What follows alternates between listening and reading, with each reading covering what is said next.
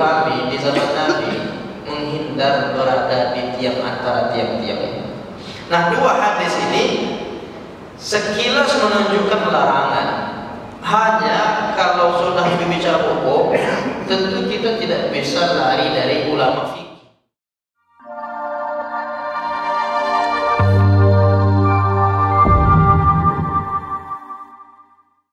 Apakah tiang itu memutuskan shaf?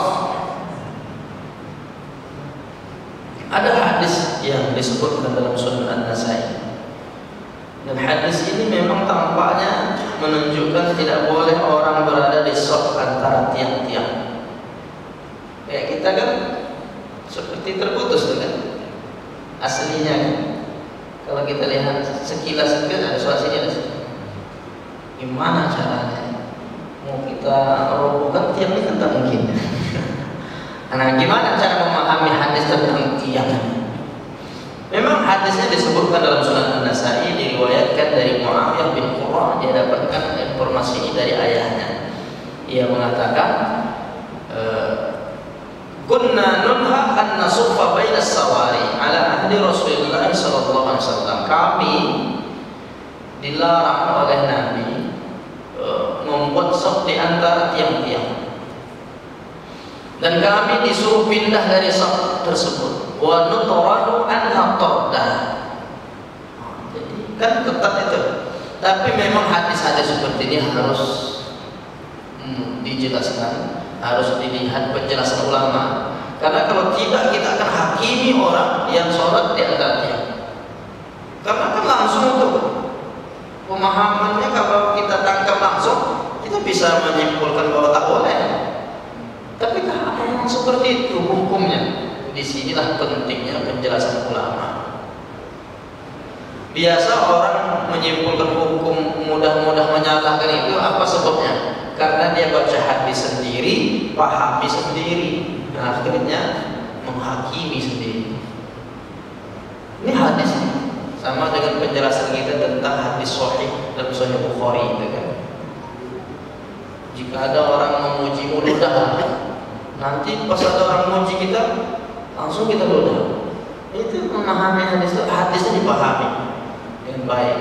Atau boleh meludah di dalam masjid. Nah, kayak gitu kemarin pernah kita bahas. Hadisnya sahih Bukhari, sahih Muslim. Apakah maksudnya bermakna sunnah meludah dalam masjid?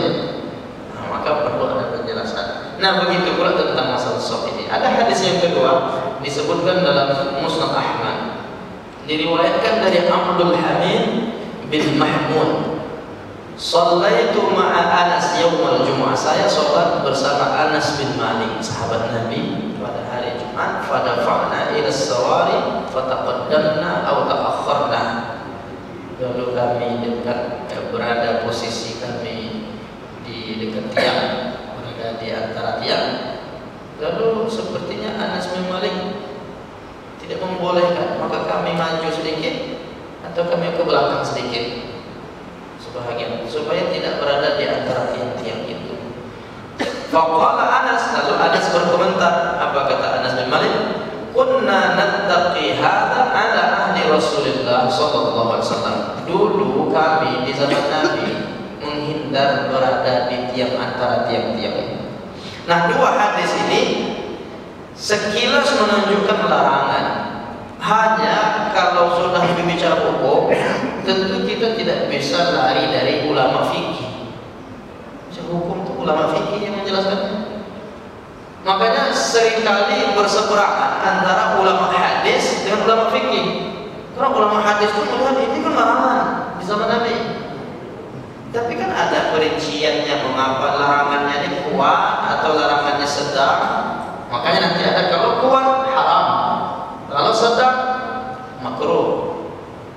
Nah, oleh karena itu penjelasan ulama dengan masalah tiang ini tidak ada satu ulama yang mengatakan gara-gara tiang itu batal shafnya, kemudian rusak sholatnya, kemudian haram, tidak ada.